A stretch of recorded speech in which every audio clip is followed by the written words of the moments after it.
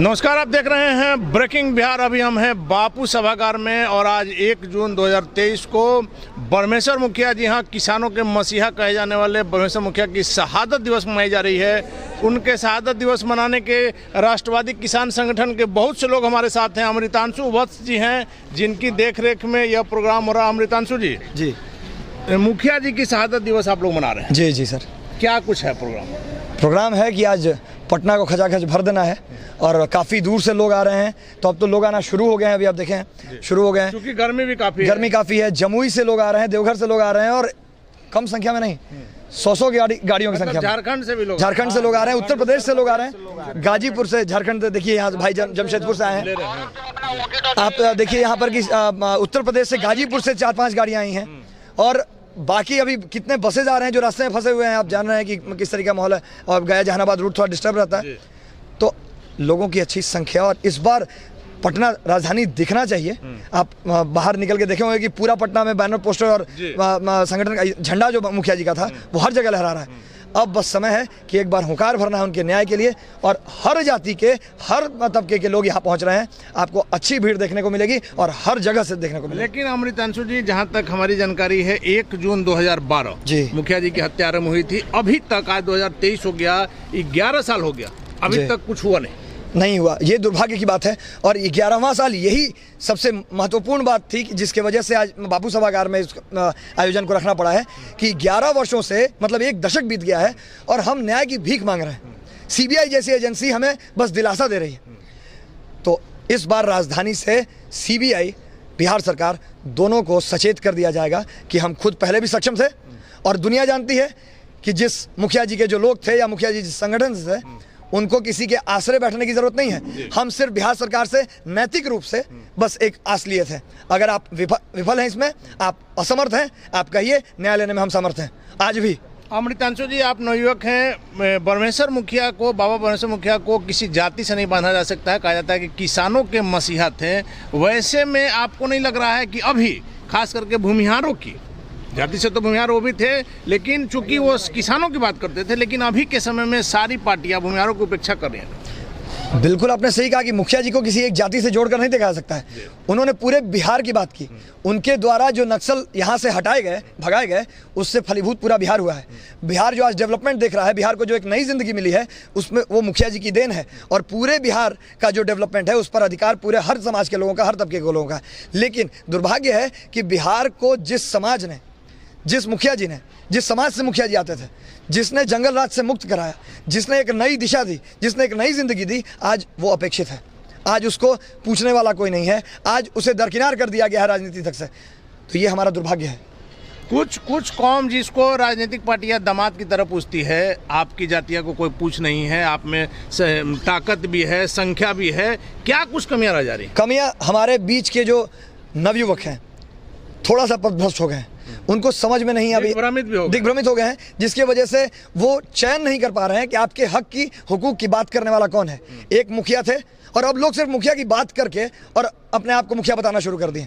मुखिया जी, हम बार बार कहे हैं कि मुखिया जी ने पहले भी कहा था कि समाज का नेता नहीं, समाज का बेटा बनिए और समाज आपको पलकों पर रख लेगा। अमृतांशु जी, एक बात आप मानिएगा कि भूमिहारों को किसी दूसरी पार्टी की चाकरी करने से बढ़िया है कि अपना बैनर बनाना चाहिए, अपना संगठन बनाना चाहिए, ताकि दूसरी पार्टियां आपके पास समर्थन के लिए आए। संगठन, बैनर तो बना, संगठन भी बना, अपनी पार्टी भी बनी, लेकिन जहाँ स्वार्थ आ जाता है, जहाँ सिर्फ महत्वाकांक्षा राजनीतिक है, वो परिपूर्ण नहीं कर पाएगा पूरे पार्टी और पूरे समाज को।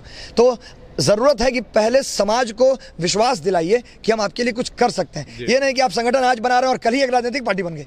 आप आज समाज सेवा शुरू नहीं किए हैं, कल आप इलेक्शन लड़ने का तैयारी कर दिए। समाज इससे, देखिए, बहुत बुद्धिजीवी समाज है और ये सुनता सबका है, देखता सब कुछ है, आकलन खुद से करता है और उसका नतीजा आप हर बार लगातार देख चुके हैं। तो समाज को अब ज़रूरत है निर्णय लेने का कि कौन आपके लिए सही है, कौन गलत है। और समाज के प्रति जो बेटा है, जो समाज का बेटा बनकर काम करने के लिए तैयार है, हम उस पर पहले ध्यान दें। मुखिया जी के विचारधारा को पहले बढ़ाइए, तभी लोग, जब तक मुखिया जी के विचारधारा को जानेंगे नहीं, मुखिया जी को समझना नामुमकिन है लोगों को। राष्ट्रवादी किसान संगठन जिन्होंने क्या कर रहा है? राष्ट्रवादी किसान संगठन लगभग 9 वर्षों से शांत था, जो बिहार सरकार जान रही है। 10वें वर्ष में क्योंकि थोड़ा सा एक्टिविटी शुरू हुआ, कोरोना 2 साल रह गया था, इसकी वजह से अब राष्ट्रीय अखिल भारतीय राष्ट्रवादी किसान संगठन पूरे बिहार में एक बड़ी संख्या में सदस्यता अभियान शुरू करने वाली है और पुनः जीवित करने वाली है पार्टी को, क्योंकि जो पुराने बुजुर्ग हैं जिन्होंने इसका निर्माण किया था मुखिया जी के साथ, उनका कहना है, उनका विचार था कि हमारे जीते जी ये संगठन मरना नहीं चाहिए। हमने इस खून और पसीने से सींच कर इस संगठन को खड़ा किया था। आज कुछ लोगों के, चंद लोगों की वजह से आज संगठन को कोई नहीं देख रहा है। जिस संगठन ने इस पूरे बिहार को न्याय दिला दिया, आज वो खुद अपने मुखिया के न्याय के लिए दर्द बदर भटक रहा है। ये बहुत दुर्भाग्य की बात है। उन लोगों का कहना है कि हम चाहते हैं कि हमारे जीते जी पुनः जिस संगठन को मातृ ऑर्गेनाइजेशन कहा जाता है, मातृ संगठन कहा जाता है, इसी संगठन से न जाने कितने संगठन इसका नाम लेकर बन गए, इस संगठन को अपने असली रूप में आना होगा और उसके लिए हम एड़ी चोटी लगा देंगे। जितने युवा आप देख रहे हैं आज और अभी देख रहे हैं, इसकी कहीं ज्यादा संख्या आपको देखने को मिलेगी जो मुखिया जी के लिए अब काम करने को तैयार। अमृतांशु जी, मेरा आखिरी सवाल है कि 2024 का लोकसभा चुनाव अब सामने है, क्या आपके संगठन की भूमिका नजर आएगी, दमदार भूमिका लोकसभा चुनाव में?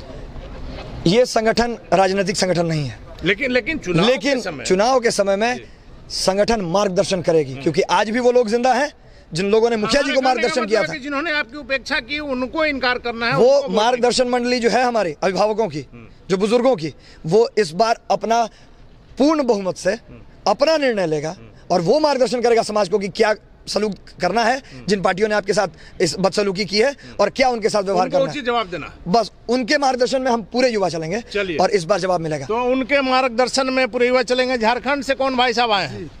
आप झारखंड से आज क्या सोच कर आए?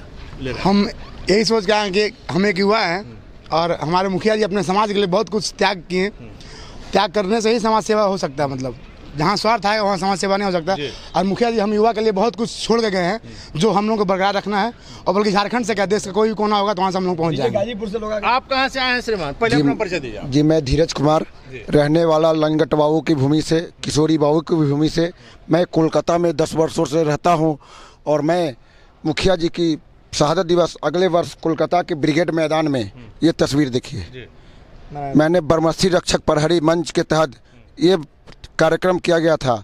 मैं ये कहता हूँ समाज का जो भी कार्यक्रम हो, समाज बढ़ चढ़ के हिस्सा ले, उसमें सहयोग करे, समाज का उत्थान होगा, चाहे वैसा सहयोग करे जहाँ भी हो, और अपने विभूतियों की कदर करना, उसका जो क्रियाकलाप जो है, उसके किए हुए कार्यों को आप लोग युवाओं को बताएं और उनके द्वारा रास्ते पर चले।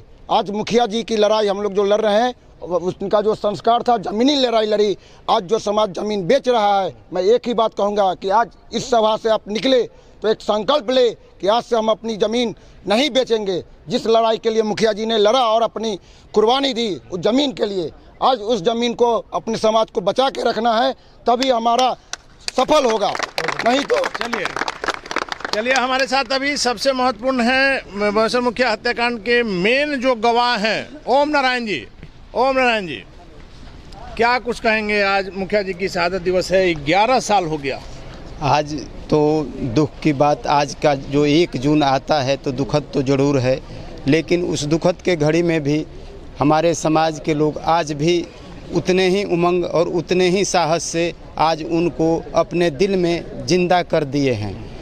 क्योंकि ये सरकार की नीतियां तो उनको हत्या भी करवा दी, SIT गठन भी हुआ, उसको निरस्त भी कर दिया गया। साल भर के बाद जब लीपा पोती हो गया केस तो 0 में करके और CBI को दिया गया। CBI चार्जशीट मुहिम तक पहुंच चुकी है। केवल 11 साल में अभी चार्जशीट तक पहुंची है। जी, कारण था कि इसमें सरकार ने पूरे तरह से लिपापोती कर दिया था, क्योंकि इसमें सरकार को फंसने का डर था। सरकार के साथ रहने वाले लोग उस हत्या में संलिप्त थे, इसलिए सरकार कभी भी नहीं। आप तो इकलौते गवाह हैं, इकलौते गवाह आप ही बचे हुए हैं और आप ही थे। जी, आप पर किसी प्रकार की कोई दिक्कत? हाँ, 3 बार हमारे ऊपर हमला हुआ। इसके बाद जब हर तरह से षड्यंत्र फेल हो गया तो कुछ नया नीति अपना करके आज भी परेशान किया जा रहा है। सरकार ने आपको सुरक्षा भी मुहैया कराया है? सरकार सुरक्षा दिया है, लेकिन उससे ज़्यादा हमारा अपने समाज की सुरक्षा है। समाज हमको सुरक्षा देती है। सरकार का 1-2 अंगरक्षक क्या करेगा? आज जो इतने मुहिम है, सब लोग हमारे साथ हैं। सरकार 1-2 अंगरक्षक से कुछ नहीं कर सकती है। जब समाज की भावना नहीं जागेगी अपने आत्मरक्षार्थ के लिए जिस समय समाज हथियार उठाया था, आज भी बहुत लोग हैं, प्रोफेसर साहब साथ में हैं, कैसे हम लोग उस दिनों में गुजरा करते थे, कैसे हम लोग को प्रशासन अपनी ही फसल काटने की हिम्मत नहीं थी।